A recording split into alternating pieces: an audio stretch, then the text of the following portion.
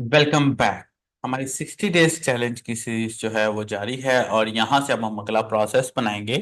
मान लीजिए कि मेरे पास यहाँ पर आ, ये चार ऑप्शंस हैं और मुझे इन चार ऑप्शंस को डेटाबेस में स्टोर करवाना है। तो हम क्योंकि यहाँ पर MySQL की डेटाबेस इस्तेमाल कर रहे हैं, तो जैसे कि मैंने आपको फर्स्ट लेक्चर में बताया था, I am going to use here local host open किया, यहाँ से PHP माय एडमिन में चला गया, यहाँ पर से मैं एक डेटाबेस बनाऊंगा।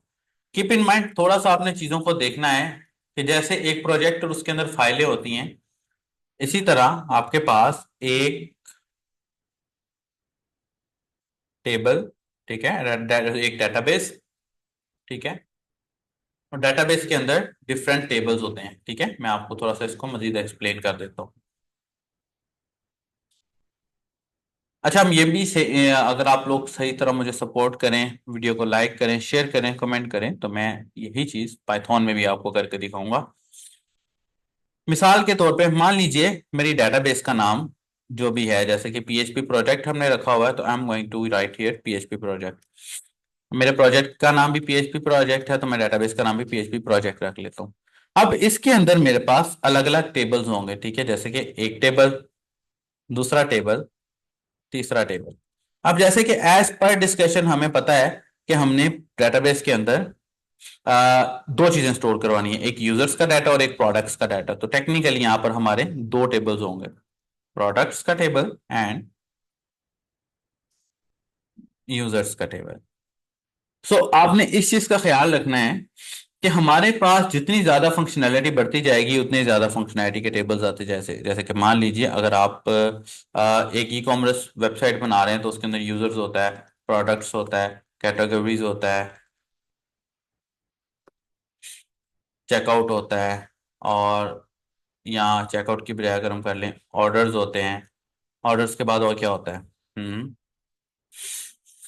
यूजर्स, प्रोडक्ट्स, कैटेगरीज, ऑर्डर्स होता है, और ये सारी चीजें होती हैं, तो कार्ट होता है, ये सब कुछ होता है। तो इस सब के अलग अलग टेबल्स बनेंगे। इसी तरह हमारे इस प्रोजेक्ट में हमारे पास प्रोडक्ट्स एंड यूजर्स हैं, तो I am going to use here products and user. मैं यहाँ पर एक नई डेटाबेस बना लेता हूँ दोस्तों, PHP प्रोजेक्ट के नाम की। ओके, PHP प्रोजेक्ट के नाम की मैंने डेटाबेस बना ली और उसके अंदर मैं टेबल बना लेता हूँ। अब मिसाल के तौर पे अगर मेरे पास यूजर्स का टेबल अगर मैं बना रहा हूँ, तो मैं यूजर से क्या क्या ले रहा हूँ? नेम ले रहा हूँ, ईमेल ले रहा हूँ,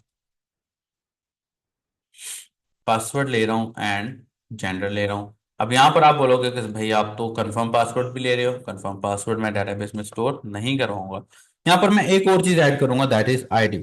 ओके, ID क्यों ऐड करूंगा ये मैं आपको बाद में बताता हूँ। मिसाल के तौर पे मैंने यूजर्स के नाम का टेबल बना लिया और इसके अंदर 5 फील्ड्स को क्रिएट कर ली। 5 फील्ड्स को क्रिएट करने के बाद यहाँ पर मैं सबसे पहले ID दूंगा और इस ID को मैं ऑटो इंक्रीमेंट बोल दूंगा, ताकि इसमें मजीद सब कुछ बढ़ता जाए। ठीक है, फिर उसके बाद मैं नेम डाल दूंगा, नेम के अंदर मैं वर्चर डाल दूंगा और वर्चर के अंदर मैं 191 एंड नल। उसके बाद ईमेल डाल दूंगा, ईमेल के अंदर भी मैं वर्चर डाल दूंगा। वर्चर बेसिकली स्ट्रिंग होता है, टेक्स्ट भी डाल सकते हैं, कोई मसला नहीं है। और डिफॉल्ट वैल्यू नल, डिफॉल्ट का मतलब कि अगर बैकएंड से कोई वैल्यू नहीं आ रही है, तो कम से कम हमारा प्रोसेस ना रुके, वैल्यू नल स्टोर हो जाए, देन हम फिर बाद में उसको अपडेट कर लेंगे। इसी तरह पासवर्ड डाल दिया, पासवर्ड के अंदर भी हम सेम इसी तरह 191 लगा सकते हैं और इसको भी नल कर देते हैं। और इसी तरह सॉरी, जेंडर लगा दिए। अब 191 इसको भी कह दे, डिफॉल्ट लेंथ है, मैं इतनी देता हूँ तो आप जितनी मर्जी दे सकते हैं, कोई ऐसा मसला नहीं। मैंने इसको दोस्तों कर दिया सेव। ये मेरी डेटाबेस बन गई है। अब हमने एक ऐसा प्रोसेस बनाना है कि हमारा ये वाला टैब डाटा हमारे इस टेबल के अंदर इंसर्ट हो जाए, देन फिर मैं आपको ID का भी पर्पस समझा दूंगा। तो आई होप सो कि यहाँ तक आपको लेसन पसंद आया होगा। मिलते हैं हमारे अपकमिंग लेक्चर में। अपना बहुत सारा ख्याल रखिएगा, दुआ में याद रखिएगा। God bless you and good bye.